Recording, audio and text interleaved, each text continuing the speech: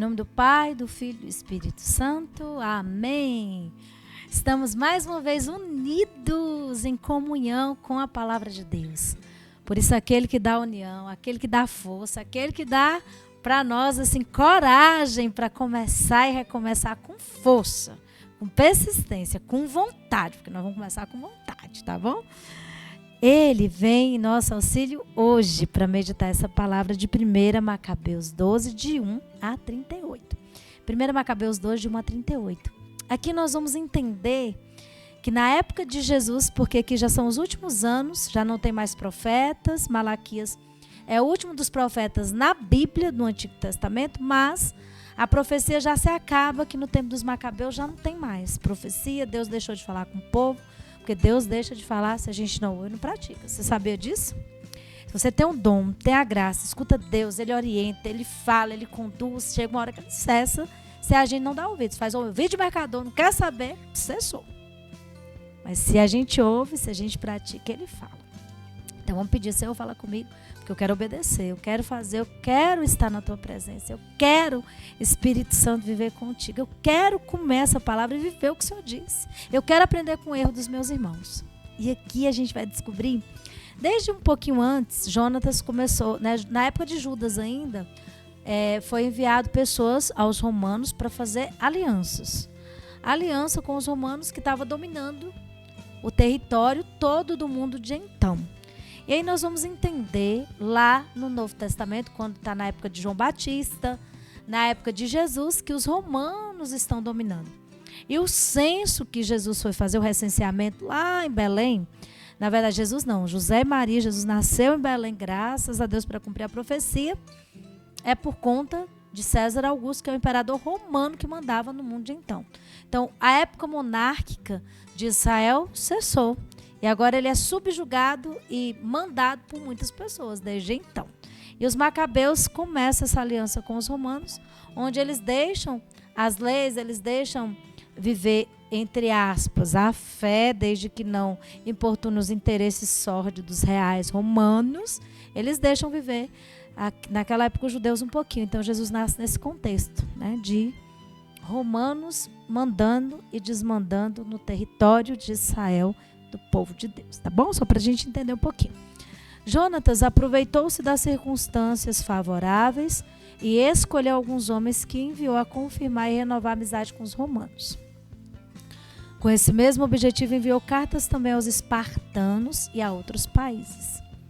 Os embaixadores chegaram a Roma, dirigiram-se ao Senado, onde disseram: o sumo sacerdote Jonatas e o povo judeu enviaram-nos a vós para a renovação da amizade e da aliança com eles como outrora.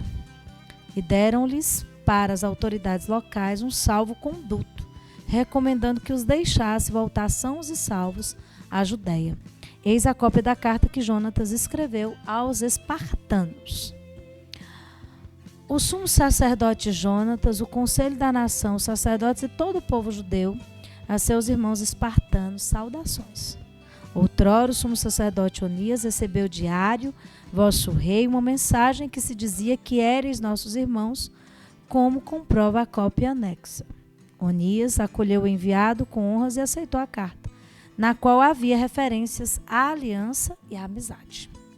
Por nosso lado, embora não tenhamos necessidade dessas vantagens, tendo para nossa consolação os livros santos que estão em nossas mãos, resolvemos renovar os laços de fraternidade e amizade convosco, com receio de que nos tornássemos estranhos a vós, porque já decorreu muito tempo após vossa passagem junto a nós. Sem cessar, em toda ocasião, nas grandes festas e em outros dias solenes, nós nos lembramos de vós, nos sacrifícios que oferecemos e nas nossas preces, como é justo e conveniente pensar nos irmãos. Que lindo, né? Pensar, porque o povo de Deus não queria ser brigado, ou queria ser maior. A intenção de um povo predileto, um povo de predileção, um povo de eleição, era para demonstrar a todas as nações do mundo como se viver a vida.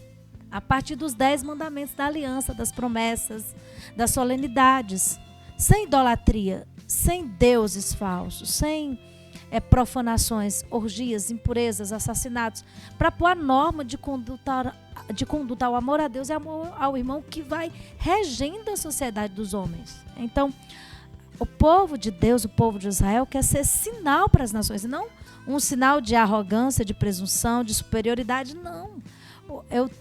No coração de Deus é mostrar como se vive vivendo. Deus sempre usa essa pedagogia. Quando Ele quer interferir na história da humanidade, dos homens, Ele se torna homem e vive a nossa vida para mostrar para a gente como se vive a vida verdadeira e real. Porque a gente precisa dessa referência concreta.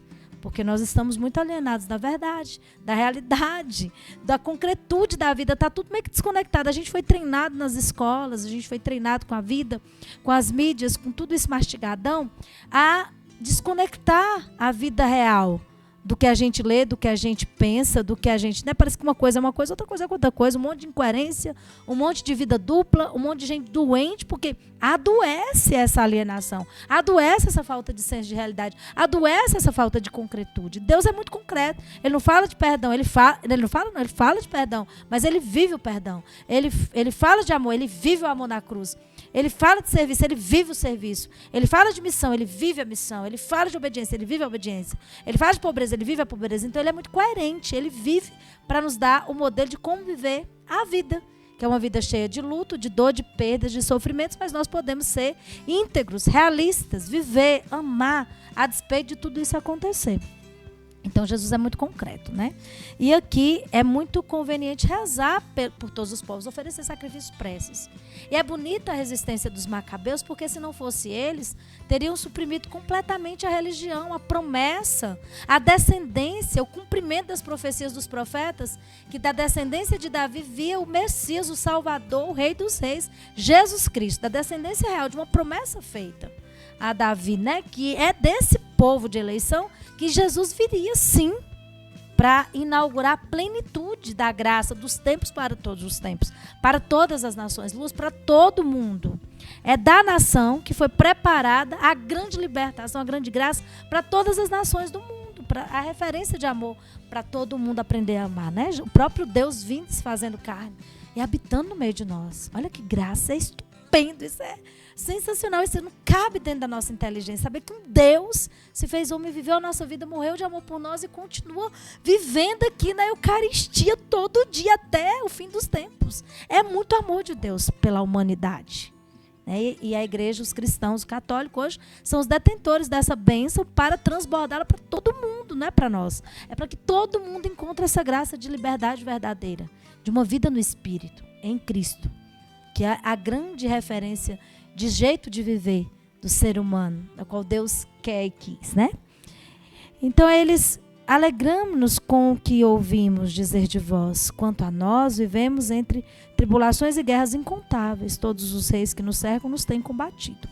Em todas essas guerras não quisemos, todavia, ser pesados, nem a vós, nem a outros aliados e amigos, porque temos por auxílio o socorro do céu. Que lindo, né?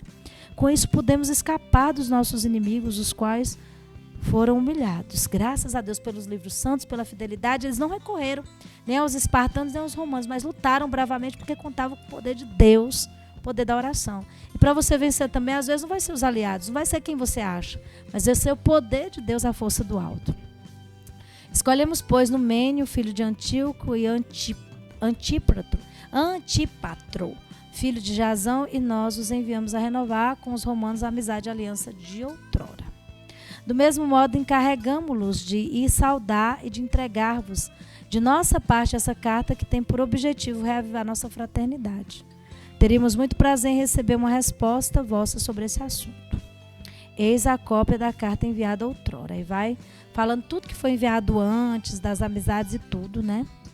24. Soube Jonatas que os generais de Demétrio tinham voltado com tropas muito mais numerosas que anteriormente para guerreá-lo. Partiu, pois, de Jerusalém e marchou ao seu encontro, no país de Emate, sem lhe deixar tempo para invadir seu próprio país. Mandou espiões ao acampamento dos inimigos, eles regressaram e lhe contaram que os inimigos se preparavam para lançar-se sobre eles durante a noite. Ao pôr do sol, ordenou Jonatas e seus homens que velassem e empunhassem as armas prontos para o combate, durante toda a noite, enquanto ele postava sentinelas ao redor de todo o acampamento. ouvindo falar que Jonatas e seus soldados estavam prontos para o combate. Os inimigos ficaram tomados de sobressalto e pavor e retiraram-se, acendendo fogueiras em seu acampamento. Jonatas e seus companheiros viram queimar os fogos e não perceberam nada até de manhã. Puseram-se então a persegui-los, mas não os apanharam, porque eles haviam atravessado o rio Elem-Utero. Voltou-se então Jonatas contra os árabes chamados Zabadeus e os derrotou, tomando seus despojos. Em seguida reuniu seu exército e alcançou Damasco e percorreu toda a região.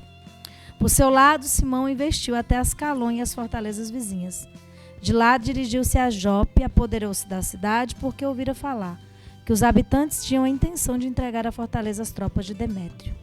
Ele colocou, pois, ali uma guarnição para defendê-la. Você vê que tudo está contra o povo de Deus o tempo inteiro, né, gente? Todo mundo, assim, faz uma paz, mas daqui a pouco desfaz. É uma coisa de louco. De volta a Jerusalém, Jonatas convocou os anciãos do povo e tomou com eles a decisão de edificar as fortalezas na Judéia, de erguer muralhas em Jerusalém, de construir um muro elevado entre as fortalezas e a cidade, para separá-la dessa, isolá-la completamente, impedir que ali se vendesse ou comprasse alguma coisa. Formaram-se grupos para reconstruir a cidade, os quais ergueram de novo o muro da torrente do lado leste e restauraram a parte cognominada Cafenata. Simão edificou Adida em Cefela e a muniu de portas e ferrolhos. Palavra do Senhor, graças a Deus.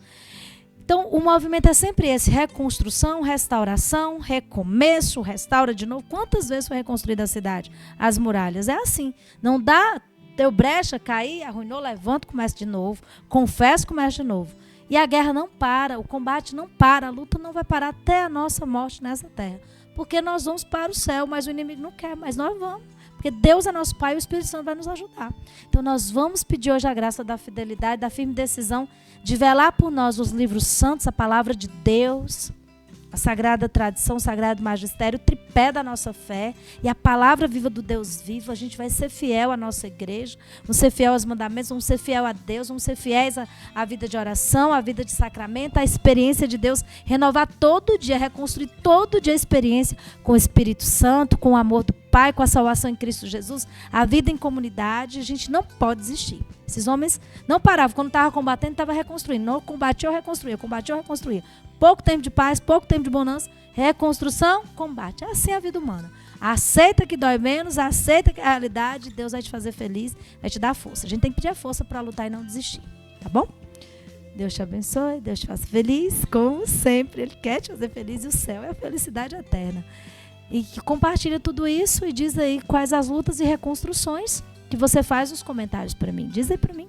Porque vamos lutar juntos, vamos interceder uns pelos outros e a gente vai vencer. Deus te abençoe.